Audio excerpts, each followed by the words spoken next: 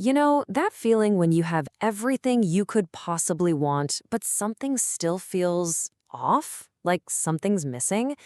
Well, this is a story about a man who had it all, and then gave it all up to find that something more.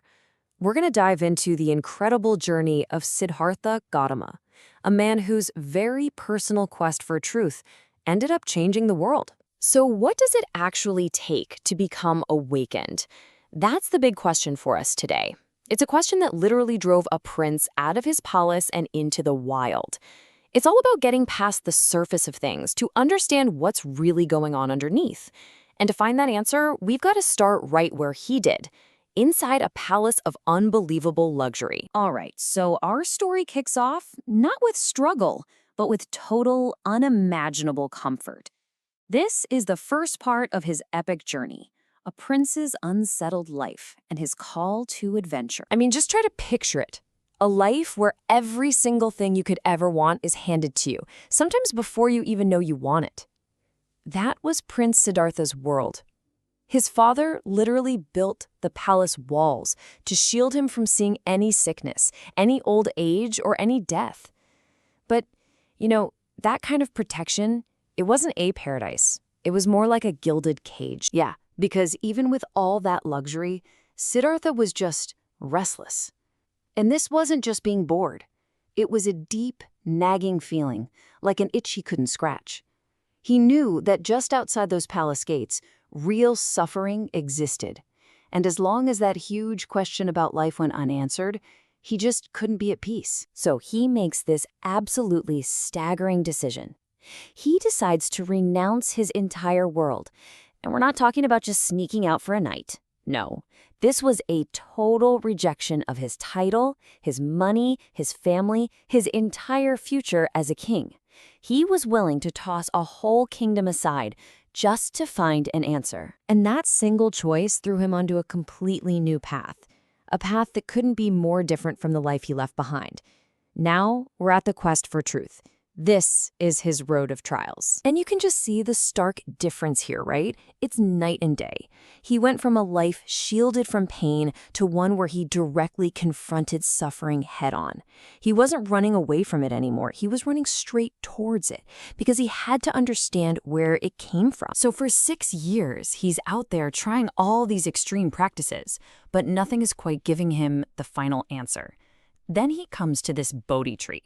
He sits down and he makes this incredible vow.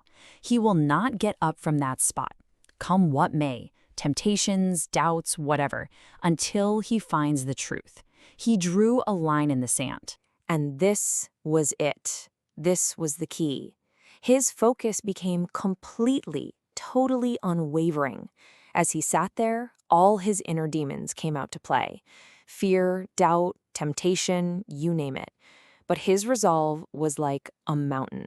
It was that steady, unmoving determination that finally let him break through. And then it happened. The breakthrough.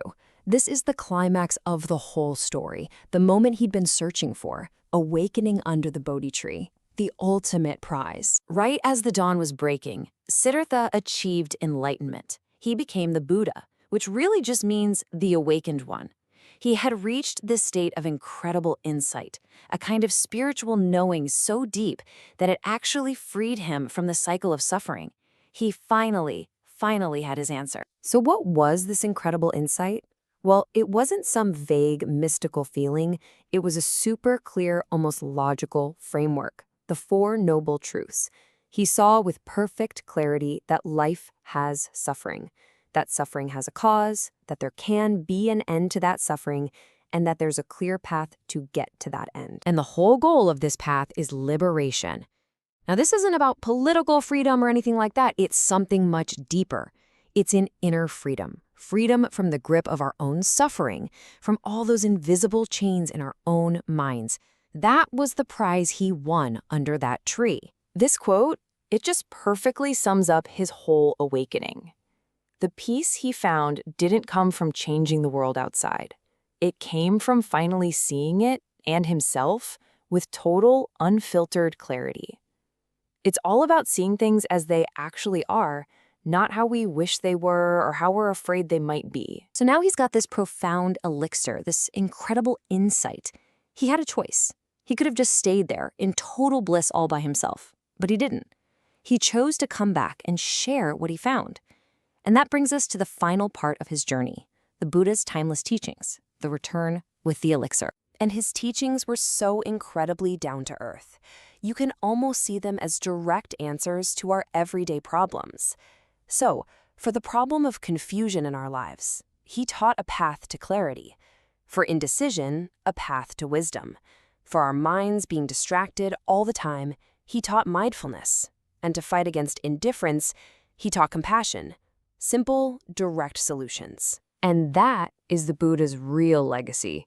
It wasn't a kingdom of land or a royal dynasty.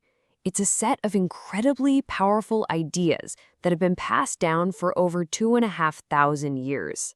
His teachings about wisdom and compassion and mindfulness, they've become a guiding light for millions of people all over the world. And that brings it all right back around to you, to us.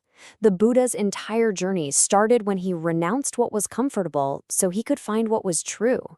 So we'll leave you with this to think about. If you could renounce just one thing that you feel is holding you back, whether it's a habit, a belief, a fear, what truth about yourself or about life would you hope to find on the other side?